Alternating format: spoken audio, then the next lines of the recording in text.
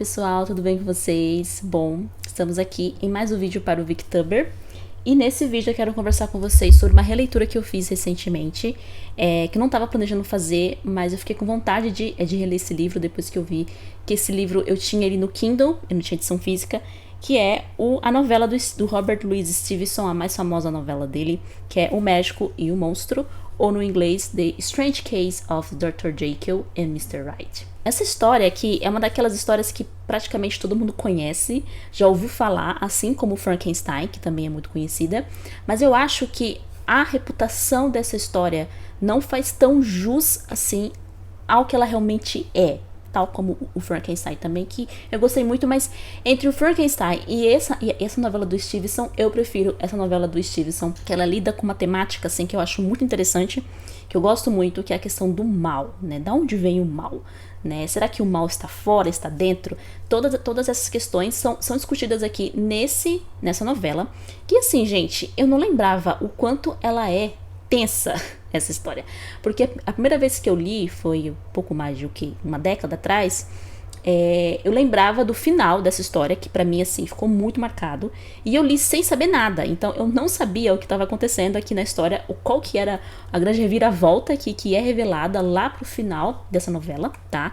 Que eu imagino que a maioria conheça, né? Qual que é aqui a grande reviravolta. Eu não diria que seria um grande spoiler, mas enfim, já estou avisando que o vídeo tem spoilers, tá? Porque sim, eu vou comentar essa grande reviravolta aí, porque é impossível, porque o coração da história é justamente essa grande revelação que é feita no final. Então, eu não lembrava de quanto que essa história era tensa. Era o começo dela ali, até a metade, parece realmente uma história de detetive, de investigação. Então, a história começa, então, com dois colegas aí de trabalho, dois amigos conversando, que é o advogado, o Sr. Gabriel Utterson, né, que é praticamente o protagonista aqui da história, até mais do que o Dr. Jekyll. E ele estava conversando com o amigo dele, o Sr. Robert Enfield. E aí o Sr. Robert Enfield começa a narrar para ele um fato muito estranho. Ele começa a narrar para esse seu amigo uma história muito estranha que estava circulando ali em Londres, né? Que era de um tal Mr. Hyde que tinha aparecido e que estavam contando que esse Mr. Hyde estava fazendo coisas pavorosas, e dentre elas, que estava sendo contado ali nos círculos ali da cidade, que ele tinha pisoteado uma criança.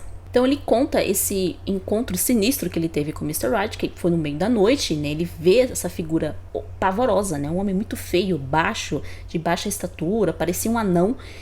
E essa pessoa simplesmente passou por cima de uma criança, machucou a criança e tudo mais. E aí o Sr. Enfield tentou ali, né?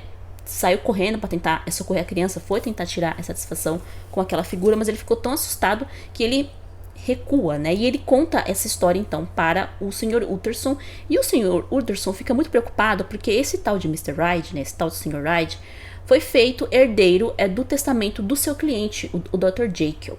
O Dr. Jekyll, ele era uma figura ali muito respeitada em Londres, né? Ele era um médico muito respeitado, recluso, não tinha esposa nem filhos, mas era uma figura que tinha uma certa reputação ali na cidade, e era amigo também do Sr. Utterson. E o Sr. Utterson estava preocupado depois de ouvir essa história sobre o Mr. Hyde, porque o Mr. Hyde virou herdeiro, assim, meio que da noite para o dia, do testamento do Sr. Jekyll, coisa que ainda o Sr. Utterson não aceitava muito bem, e que começa a despertar a curiosidade dele para entender quem é essa figura e qual que é a relação do Mr. Hyde com o Mr. Jekyll. O próprio Sr. Utterson vai conseguir bolar ali um plano para tentar se encontrar com o Mr. Hyde, saber onde ele mora, e ele realmente fica assustado com a feiura daquele homem, e ele se encaixa perfeitamente em todas as descrições que o seu parente havia dito para ele, né, daquele encontro sinistro que ele teve com esse homem. E mesmo encontrando, né, ele achava que encontrando esse tal de Mr. Hyde ele ficaria talvez mais tranquilo, mas não, ele fica ainda mais preocupado para entender, né, qual que era a relação ali entre ele e o Dr. Jekyll, e por que o Dr. Jekyll tornou esse homem herdeiro do testamento dele. Ele chega a conversar com o Dr. Jekyll, comenta com ele de novo, né? Mas por que você fez? Você tornou esse homem herdeiro do seu testamento? Por que ele vai herdar tudo que você tem? Aí o Dr. Jekyll meio que desconversa e fala que não, tá tudo certo, tá tudo sob controle, o Mr. Hyde é meu protegido. Enfim, ele dá lá as justificativas dele, mas isso realmente não convence o Sr. Utterson, e não convence nós leitores, tá? Se você tá lendo, quando você tá lendo essa parte aqui, esse começo do livro, sem saber assim, o que tá acontecendo realmente, né? Você realmente não fica convencido. Você percebe que tem coisa aí, que tem alguma coisa errada. E exatamente o que o Sr. Utterson vai, então, vai aí continuar essa investigação. Ele é quase o Dr. Utterson aqui é quase um Sherlock Holmes nessa história, né? Então ele é bem investigativa nesse começo, porque ele vai tentar descobrir quem é esse Mr. Right aqui. Mas a coisa vai ficando cada vez mais sinistra conforme a gente vai lendo. Passou-se um ano desde o encontro, então, o primeiro encontro entre o Sr. Utterson e o Mr. Right, até que então começa a surgir uma história ali em Londres também, pavorosa, de que o Sr. Danvers, que era um senhor ali muito respeitado, era um Sir Danvers, foi morto a bengaladas por um homem doido, né, no meio da noite. Então, as pessoas estavam dizendo que este homem foi conversar com um outro homem ali, um homem de aparência muito estranha, uma aparência esquisita, até que este homem de aparência estranha do nada surta e mata a bengaladas esse Sir Danvers. Sir Danvers também, se não me engano, era cliente também do Sr. Utterson. Toda a coisa então chega de novo até o Sr. Utterson, né? Chega até a questão do testamento do Sir Danvers, etc e tal. E aí o Sr. Utterson, ouvindo as descrições das pessoas que viram, né, das testemunhas, ele chega à conclusão, então, que a única pessoa que poderia ter feito aquilo era, então, o Sr. Right. E aí a gente começa, então, meio que uma caça ao assassino, né? Então o Sr. Utterson vai meio que por baixo dos panos ali, sem se revelar, tentar ajudar a polícia para poder encontrar onde estava o Sr. Right. Só que acontece que o Sr. Right tinha sumido, né? Ele desapareceu, eles foram até a casa onde ele morava, né? Procuraram ali entre as coisas dele, viram que ele tinha revirado todos os seus pertences, levado dinheiro, etc.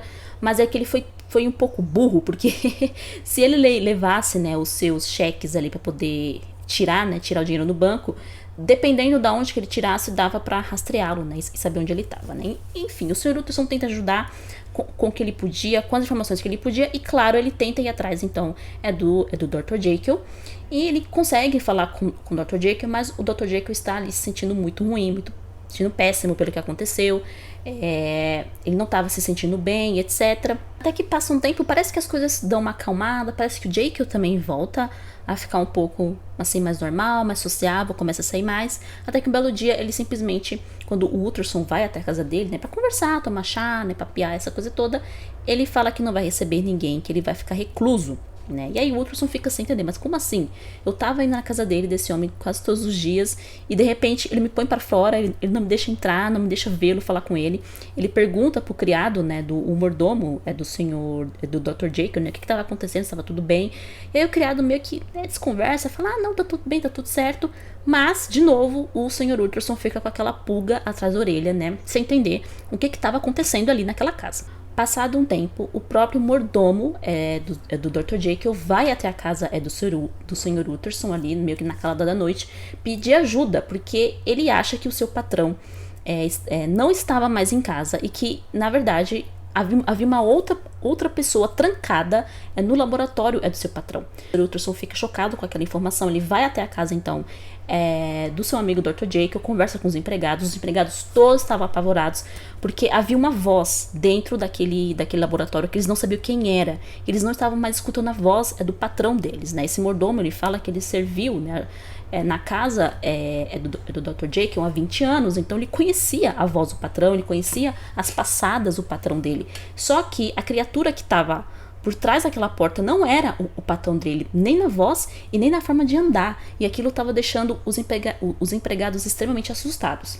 O Sr. Utterson, então, vai até junto, ele pega esse mordomo e outros empregados e vão até esse laboratório que estava trancado, eles chamam pela pessoa que está lá dentro, e uma voz muito estranha responde, né? E aí o Sr. Utterson já tem ali a suspeita de que não é o Dr. Jekyll que está ali dentro daquele laboratório, mas sim o Mr. Right, né? A princípio eles começam a deduzir que o Mr. Right tinha matado então o Dr. Jekyll para ficar com a sua fortuna, e era por isso que eles não ouviam mais a voz dele.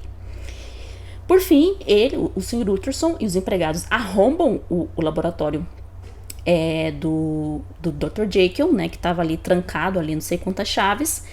Eles não veem ninguém, estava tudo revirado. Eles só veem, então, uma criatura morta no chão, que era, então, o próprio Mr. Right ali, que estava morto. A princípio, eles começam, então, a procurar pelo Dr. Jekyll, né, porque eles deduzem que o corpo, então, do Dr. Jekyll estava ali em algum lugar, estava enterrado ali em algum lugar do laboratório, ou do porão do laboratório. Eles reviram tudo, mas não acham o corpo do Dr. Jekyll em lugar nenhum. E aí, o Sr. Utterson fica assim, sem chão e sem saber o que fazer. Por fim, antes do Sr. Utterson ir embora, eles veem que tinha uma carta em cima de uma mesa endereçada, então, para o Sr. Utterson. E o Sr. Utterson, então, pega essa carta, né, que parecia ser que o seu amigo Jekyll tinha escrito para ele. E ele, enfim, eles fazem toda a parte burocrática, né, de que tinha que levar o corpo, etc. E ele vai para casa, leva essa carta, ele fala que não vai ler ali no momento, que ele não tem cabeça. Até que ele senta e vai ler a carta e aí toda a verdade vem à tona. A verdade, então, é que o nosso amigo, que o seu amigo Dr. Jekyll e o Sr. Hyde eram a mesma pessoa. E ele explica tudo nessa carta, como que isso se deu, por que isso se deu, né? Que ele tinha feito uma poção em que fazia com que todo o seu lado sombrio, né, o seu lado ruim, que ele não estava mais conseguindo controlar, se manifestasse de forma física através daquela criatura, o Sr. Hyde. Acontece que 1 ano e pouco fazendo aquele experimento, né, ele tendo essa vida dupla, né, então ele tinha a vida respeitada dele como Dr. Jekyll, e à noite ele se transformava em Sr. Hyde e ia fazer assim, ia se entregar aos seus prazeres, enfim, fazer o que ele bem entendesse, sem se sentir culpado, né, só que chegou um ponto em que ele começou a perder o controle, né, ele estava assim, alimentando tanto esse lado mal dele, que ele não estava mais conseguindo controlar o Sr. Hyde. O Sr. Hyde estava ficando cada vez mais forte. E isso principalmente ficou claro no belo dia, né? Ele vai contando na carta. Quando ele acorda, né? Ele foi dormir como Jekyll e acordou como Hyde, né? E ele, assim, precisava cada vez mais tomar mais ainda da poção que ele tinha feito, que os ingredientes estavam acabando, né? E ele precisava tomar cada vez mais forte, e aquilo estava começando a matá-lo, aquilo não estava mais sendo sustentável. O que estava acontecendo é que ele iria se transformar definitivamente em Hyde e nunca mais em voltar a ser o Sr. Jekyll. E é interessante que ele conta nessa carta que ele, apesar de ser o Sr. Hyde, ele ainda tinha as lembranças do Sr. Jekyll. Né, e vice-versa, né? Como o Jekyll, ele também tinha as lembranças do Sr. Hyde. Mas como eram duas personalidades extremamente opostas, né? O Hyde, ele odiava tudo o que o Jekyll gostava. Então o Jekyll, ele era o típico gentleman vitoriano, né? O cavaleiro vitoriano que gostava de artes, era religioso. A religião aqui é muito citada aqui durante a carta dele, é de confissão do que aconteceu. E é engraçado na carta, né, que o Sr. Jekyll, né, Mr. Jekyll, tenta se justificar de várias formas, mas nenhuma é justificativa pra mim, no caso, né, cola o que ele falou. Porque, eu fazia as coisas, mas era o Wright que fazia, não era eu, né. E aí, por fim, né, depois de todo esse relato, foi a última carta que ele escreveu, e quando o Utterson chega, né, ao laboratório, né, ele já tinha se transformado definitivamente em Mr. Wright. Ele não ia mais conseguir voltar a ser Jekyll, e sendo assim, ele acabou então se matando, né, ele acabou se suicidando, tá? E a história termina dessa forma, assim, extremamente trágica. Então, assim, gente, o que eu achei dessa minha releitura, né? Alguns comentários aqui que são opiniões minhas, a respeito desse livro. Que esse livro aqui, gente, ele é fantástico. Eu amei fazer essa releitura. Eu recomendo muito, muito, muito mesmo que vocês leiam esse livro, mesmo que você já saiba qual que é a grande reviravolta aqui do livro, mesmo que já tenha ouvido falar, tenha visto filme, série, não sei, peça de teatro. Mas, assim, gente, nada supera a obra original, né? Então, assim, o original do Stevenson é um negócio impressionante mesmo. Eu fiquei realmente, assim, muito chocada nessa minha releitura. Eu acho que eu fiquei mais chocada nessa releitura do que é da primeira vez que eu li, no caso, porque a primeira vez que eu li, eu não sabia da reviravolta. Então, a reviravolta veio e eu fiquei, meu Deus, por essa eu não esperava, né? Essa questão do duplo, né? Na dupla personalidade que a gente vê aqui. E o que mais realmente, assim, pra mim me chamou a atenção é essa questão do Dr. Jekyll, né? Principalmente na carta que ele escreve para o seu amigo Utterson, sua carta de despedida, né? Sua carta de suicídio pro seu amigo Utterson, é que o Dr. Jekyll já vivia uma vida dupla, muito antes do Sr. Hyde surgir na história. Então, o Dr. Jekyll já tinha uma dupla personalidade. Acontece que ele simplesmente transformou, né, o seu outro lado, o duplo ali, em algo físico. Mas ele, dentro de si mesmo, ele já tinha. E ele já não estava mais disposto a lutar contra certas tendências que ele havia, contra esse lado, assim, obscuro da sua personalidade. E aqui tem muito de teorias, tá, gente, da psicologia e da psicanálise que estavam surgindo na época, né? A questão do duplo, a questão do outro, né? Freud vai dizer também muito aqui, principalmente nesse texto introdutório da Penguin, né, que vai dizer que Freud já estava estudando a respeito, né? A gente está aqui no final do século XIX já, dessa questão de que será que o ser humano tem uma outra personalidade que não é igual à personalidade que ele apresenta ao mundo, apresenta às pessoas, às sociedades. A sociedade, será que existe um duplo, um outro ali oculto, que não é assim socialmente aceito, que não é algo assim, que algo seria talvez até um pouco tenebroso de se mostrar? Então essa teoria aqui é posta meio, é muito usada aqui para construir então a narrativa do médico e o monstro. E fica muito claro para mim, né, que o Dr. Jekyll, ele tinha dificuldade, ele sabia dessa sua tendência, ele fala, né, que a sua alma fica adormecida, então tem muita questão aqui de corpo e alma também, até uma coisa meio metafísica, tá, gente? Então assim, eu acho que se você não entende um pouco de metafísica, pode ser que essa carta do Dr. Jekyll, né, fique uma coisa meio mística demais, meio estranha demais. Mas sim, ele vai dizer que a sua alma não estava acordada, estava adormecida, e que esse seu lado ruim, esse seu lado mal, ele estava cada vez mais querendo sair, estava cada vez mais querendo se manifestar, e ele não tinha mais vontade de reprimir essa maldade. E aqui, gente, não é simplesmente sair e fazer o que bem entender, de ir pra balada, pegar um monte de mulher, não é isso, tá? Não é só isso. Eu não concordo com a crítica, né, parte da crítica moderna a respeito desse livro, de que, o Dr. Jekyll era um reprimido das coisas por conta da era vitoriana. Não, gente, não é só questão de repressão vitoriana, de costumes, de estilo de vida, não é isso, tá? Não é disso que se trata aqui. Isso fica muito claro pra mim, ficou muito claro pra mim nessa releitura, que o Dr. Jekyll não estava conseguindo mais reprimir um mal dentro dele. Tá? Imagina você deixar todo o seu lado maldoso sair, se manifestar. Gente, isso aqui é uma tragédia para o ser humano. Isso aqui, humanamente falando, é uma tragédia. Porque o Dr. Jekyll já começa a sua autodestruição dentro dele, a partir do momento em que ele cogita já deixar esse lado dele maldoso, esse lado dele maléfico, tá? Sair pra fora. Então, assim, sair pra fora é ótimo, né? Esse lado maléfico dele se manifestar fisicamente, sair, não mais segurar o monstro dentro dele, entende? Então não é só questão de, costumes vitorianos, não. É questão de maldade inerente ao ser humano. Maldade que existe aí desde o início aí da humanidade. O ser humano sempre fez cagada desde o começo dos tempos, não é mesmo? Então, assim, isso aqui é muito mais grave, é muito mais sério do que qualquer questão de costume vitoriano aqui, que a crítica moderna fica falando, que me irrita, tá? Perdão o desabafo, mas me irrita essas críticas que claramente o texto do Stevenson, fala de algo muito maior, muito além do tempo, muito além ali do tempo vitoriano, que pode também, que nós podemos até nos enxergar a certo aspecto, né? Será que o nosso lado, será que a gente deixa, né, que esse nosso lado ruim, essa nossa tendência a fazer a maldade saia o tempo todo, ou a gente consegue segurar? Então eu fiquei pensando muito nisso quando eu terminei de ler o livro. É interessante também que a gente vê muito a questão da névoa aqui presente nessa novela, né? Então sempre que a névoa tá aparecendo é quando o Mr. Hyde também vai aparecer. E o nome dele, Hyde, né? Em inglês, se a gente tira o Y, né? Vira hide, que é o verbo se esconder, né? Então os nomes aqui também são bem significativos, assim como o nome Jekyll, tá? Então Jekyll, quando a gente tira o J, né? A gente deixa só o kill em inglês é matar.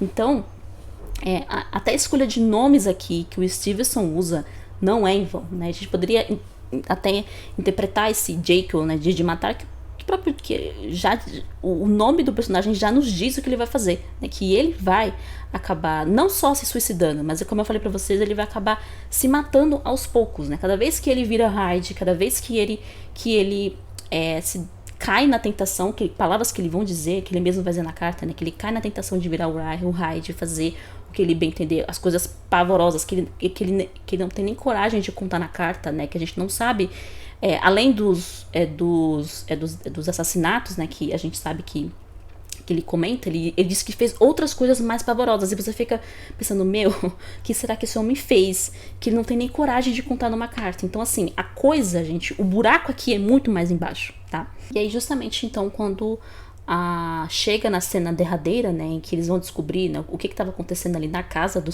Dr. Jekyll, é que a névoa, ela some, né? O Stevenson vai dizer que estava um céu limpo e um silêncio total, né? Não, só havia o barulho do grilo, né? Ele vai dizer aqui nessa cena que gente, eu tô bem assim atenta a essas descrições de ambiente, porque muitas vezes os grandes autores, eles não descreviam os ambientes em vão, tá? Então, quando ele fala que tá o tempo todo uma névoa em Londres, o livro inteiro, aí de repente essa névoa vai embora, é porque a verdade tá vindo à tona. A novela vale muito a pena, é bem curta, coisa que dá pra você ler assim em um final de semana. Dá medo, pra mim dá medo sim. Alguns momentos que, não aquele medo do jumpscare, né, o sustinho, não, mas aquele medo, o medo que eu senti enquanto eu tava lendo, é o pavor que o que acontece aqui com o Sr. Jekyll, né, o que ele fez consigo mesmo, né, a coisa horripilante que ele fez consigo mesmo. E eu acho que pra mim esse tipo de terror é mais interessante, né? Esse terror que não tem jumpscare, que não tem sustinho. Terror que mexe mais com questões filosóficas, mexe mais com questões humanas, né? O que é um ser humano, o que o ser humano deveria ser, o que ele não é, entende? Então, essa parte, assim, foi aquele livro que eu terminei de ler, assim, e eu fiquei pensando muito tempo na história. Eu até demorei vir gravar o vídeo, porque eu fiquei pensando muito nessa história depois que eu terminei de ler. É sensacional, realmente. Do Stevenson, eu só tinha lido esse e o A Ilha do Tesouro, né, que é uma aventura, né, um romance, considerado um romance juvenil. Eu li faz muitos anos, eu quero muito reler também, pra gente vir conversar aqui no canal. Mas é isso, fica aqui essa recomendação de um livro, aí um pouquinho de terror psicológico, vamos dizer assim, mas que vale muito a pena ler, recomendadíssimo. Um clássico aí, vitoriano. Enfim, gente, é isso. Espero que tenham gostado do vídeo. A gente se vê então no próximo vídeo. Um beijo pra vocês e até mais.